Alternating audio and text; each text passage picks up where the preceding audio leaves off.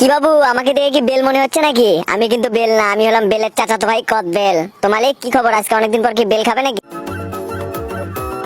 আরে মালিক, একটু বোঝার চেষ্টা করো, আমি শুধু দেখতেই লাল না, পুরো আগুনের মতো ঝাল। এর ভিতরে এত দিও না, পুরো জ্বলে যাবে। আরে মালিক, আমি ভাবলাম তুমি আমাকে গাছ থেকে পেরে নিয়েছিলে, হয়তো বা কেটে শরবত বানিয়ে খাবে, তো আমার ভিতরে ফুটা করে এভাবে লবণ মরিচ ঢুকে দিচ্ছ কেন? হ্যাঁ, কি করতে চাচ্ছ তুমি?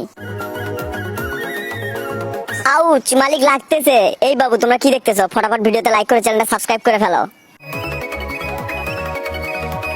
আরে মালিক, আমি আসতে দিতে বললাম, সেখানে তুমি আরো জোরে জোরে দিচ্ছ। আমার ভিতর থেকে সব রস মস বেরিয়ে আসতেছে, তা বুঝতেছো না যে আমার কষ্ট হচ্ছে?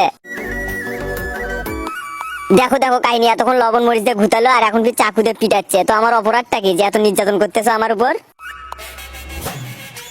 আরে মালিক, আমি তো ভাবতেই পারিনি যে আমার ভিতরে এত সুন্দর রেসিপি তৈরি হয়েছে। এই বাবু, তোমরা সত্যি করে বলো, কে কে জীবনে একবার হলেও কদবেল খেয়েছো? তাড়াতাড়ি কমেন্ট করে বলো।